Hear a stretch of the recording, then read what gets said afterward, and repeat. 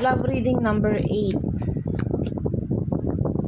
Oh my God, lalaki agad na bumaliktad. Ibig sabihin yung kapartner mo, ma'am, hindi may mga maling gawa. Ibig sabihin, nagne-negative na siya sa tingin niya sa relationship. Hindi na siya nagpo-pursue o gumagawa ng tama. Puro negative.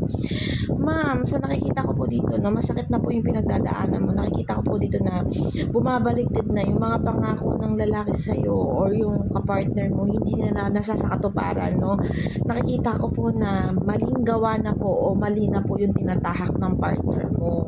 Nakikita ko po dito yung anxiety, ibig sabihin nape-pressure ka na po or nararamdaman mo na yung pain na anxiety ka na, ma'am. Ibig sabihin naloloaded ka na kung ano yung tumatakbo, no. Ibig sabihin hindi mo na alam kung ano yung susunod na mangyayari o yung mga gagawin mo, no. Okay, nakikita ko naman dito na talagang may mga nakikita mo dito na, ma'am, na wala ng progress yung lalaki, na ayaw niya nang ipaglaban yung relationship niyo. Nakikita ko dito na sinasabi sa card na yung lalaki o yung partner mo na hindi na siya nagsusumikap na ayusin pa kung ano yung dapat ayusin sa inyo. Nakikita mo wala na siyang effort para maging maganda pa yung takbo ng relationship nyo, no? Sabi dito, no, nagiging magulo na, ma'am. Conflict na to nag-i-head sa inyo. Ibig sabihin, puro na kayo away. No? Puro na siguro stress yung dumarating sa relationship nyo. Ito yung energy mo, ma'am, na nakukuha ko ngayon sa love reading mo. Nakikita ko dito na may takot ka mag-move on or natatakot ka mapag-iwanan or something na natatakot kang pag letting go to letting go, ma'am. Fear of moving on. Ibig sabihin, ma'am, natatakot kang iwanan ka, natatakot ka na nahihirapan kang tanggapin kung ano yung sitwasyon na meron kayo sa ngayon.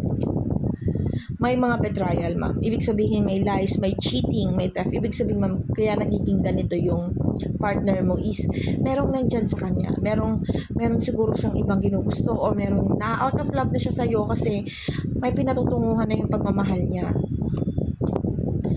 Nakikita ko, ma'am, na gusto nang lumayo or gusto nang umiwas or meron ng gusto ang tawag doon, pakawalan kung ano yung relationship na meron kayo.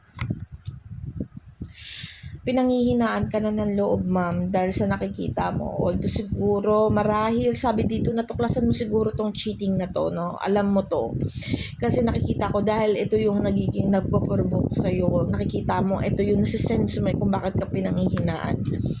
May dahilan, kumbaga ganun. Nakita ko naman na humaharap siya. Nandiyan pa rin naman siya, kaya lang, nawawala, nako-confuse, no?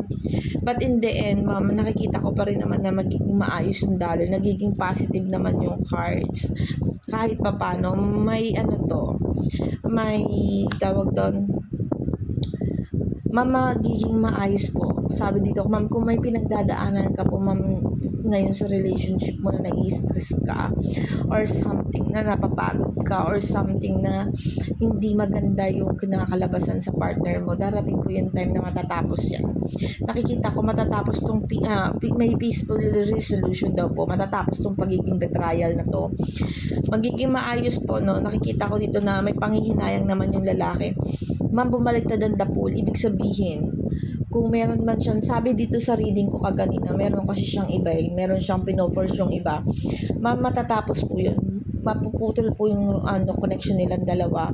Nakikita ko na lumabas yung the pool. Ibig sabihin, katotohanan ito para sa'yo.